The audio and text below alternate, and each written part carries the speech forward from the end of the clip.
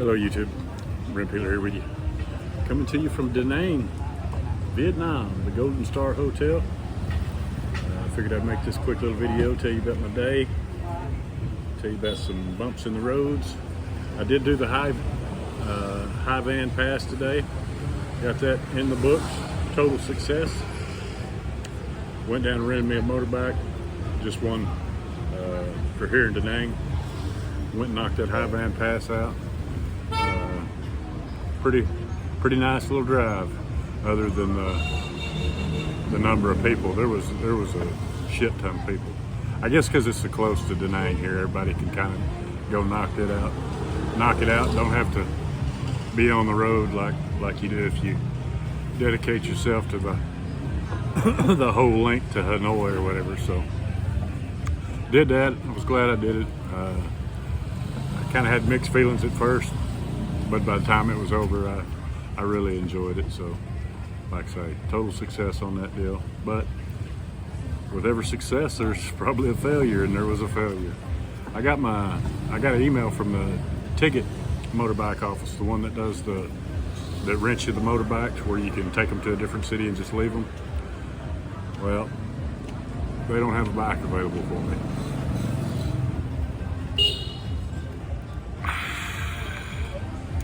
They call it salt coffee.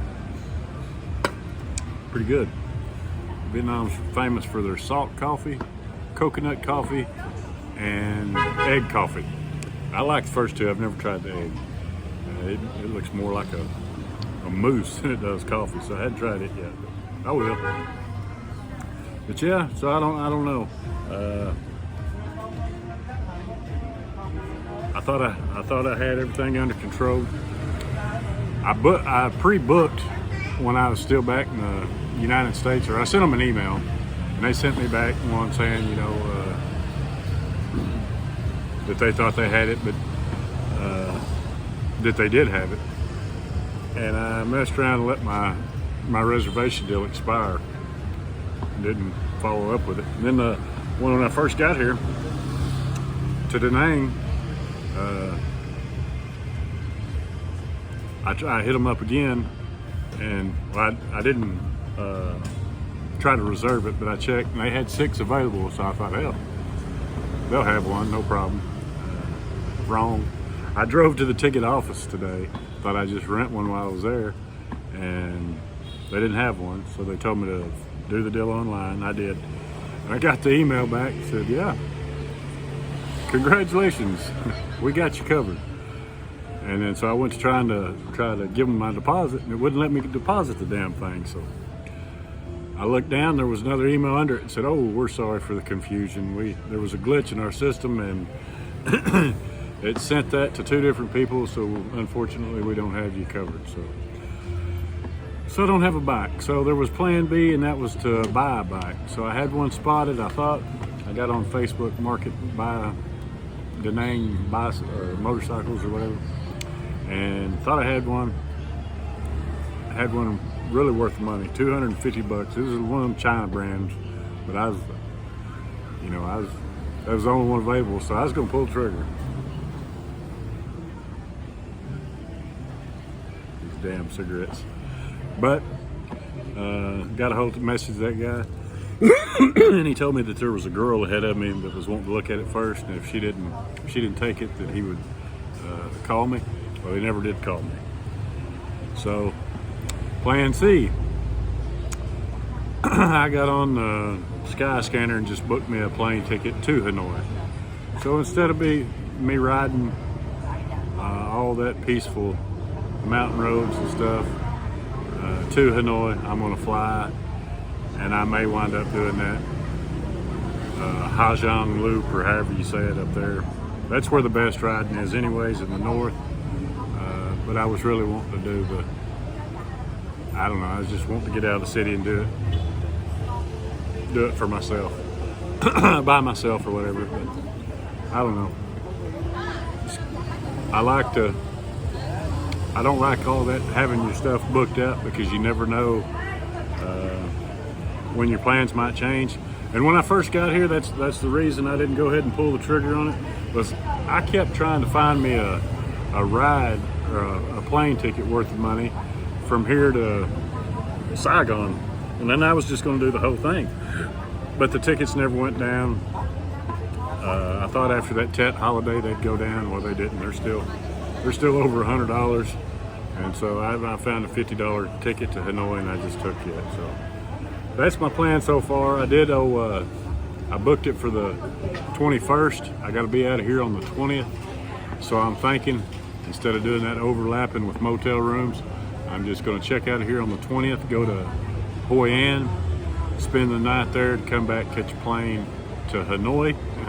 My H's get confusing, but yeah, if you're going to do this and you know what you're going to do, I highly suggest go ahead and it's just like $100 deposit, and all that goes towards your ride anyway. I think there's a $500 deposit total, but they don't even take it out of your account unless you get the bike stolen or something else. I don't know, but it wasn't a money deal. It was just I was really wanting to do all the way from Saigon or Ho Chi Minh City all the way up north, and I kept wanting them plane tickets to go down, and they never did. And then I screwed around and fucked around and lost my ride. So oh well, we'll just go to Hanoi, see what's going on up there. And like I say, that's one of the most famous, supposed to be the prettiest riding anyways up there. I did the High Van Pass, the little loop that was made famous by Top Gear, so I can knock that off my little list. So anyway, yeah, I'll leave y'all some footage of, I made a few little, every time I'd stop, I'd get the camera out and talk to it a little bit. So I'll add them on here and see what you think. Anyway, that's all I got for now. This is Brent's Tripping. Peace. Hello YouTube, Brent Peeler here with you. Coming to you from the High Van Pass here in Da Nang, Vietnam. Renting me a motorbike. Now I'm headed up the pass. So y'all stay tuned.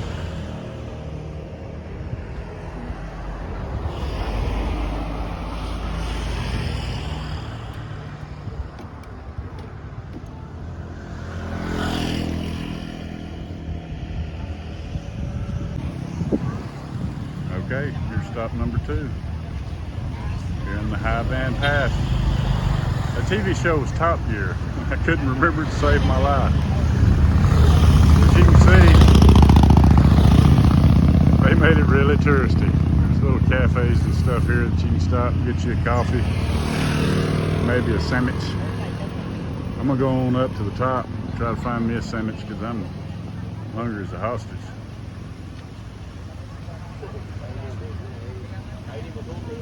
Little observation rocks, I guess you can climb up and down, check out. Let's head on up. Back again.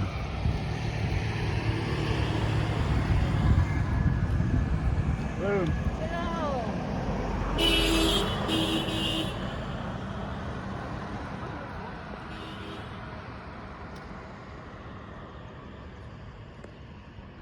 You can barely, you can't see it from your neck or from this little iPhone, but I can see the buildings, the skyscraper, the city of Da Nang. If it wasn't so foggy or hazy or whatever the hell that is, you can see it. I just rented this bike and took off. I didn't even go grab my GoPro or nothing, of course. I don't know if I'd be smart enough to operate the damn thing if I had it, so I've got it and the drone in my bag. Carried it all this way and hadn't tried either one of them, so maybe on the next one. Next stop. See these windy roads, see them going up and coming back down this other way. You got tour buses, you got semis, you got fuel tankers. But this is beautiful country, folks. Beautiful country.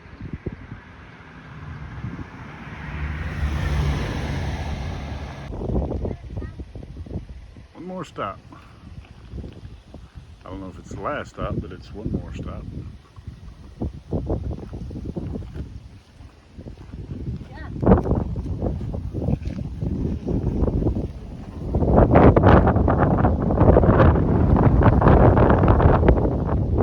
Another coastline down there, so I think we're out of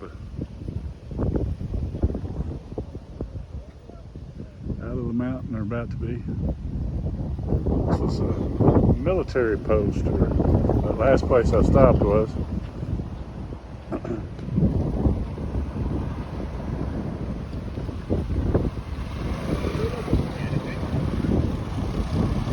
But lots of people are doing it. I guess because it's so close to Da Nang. I mean, it's just like an hour from Da Nang, so it's loaded with people.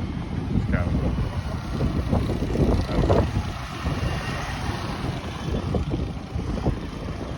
beautiful, but I wouldn't make no special trip here. It's just mountain roads. Anyway. Okay, folks, got a little different opinion. On the other side here, on the way down, it was a lot more beautiful ride. You got the coast on one side and the mountains on the other, and it was beautiful, but it was busy. I mean, I'm not gonna lie, there's lots of people that do this. So I think Top Gear ruined a pretty good deal. I guess, depending on who you are, for who, I guess. It's good for some, but it sure made a pretty peaceful little drive, probably, I don't know, kind of hectic, but still beautiful ride. Notice anything different? On top of the hill up there, I had to buy me a long sleeve shirt. It was cold up there. Now that I'm back down, it's warming back up, so I may change back to what I was wearing. Bought me a long sleeve slicker for, it's not a slicker, it's like a baseball shirt. Give too much for it. Give probably $8 for it, but I needed one. So, anyway, I'm head across that bridge and see what's next. Y'all hang tight.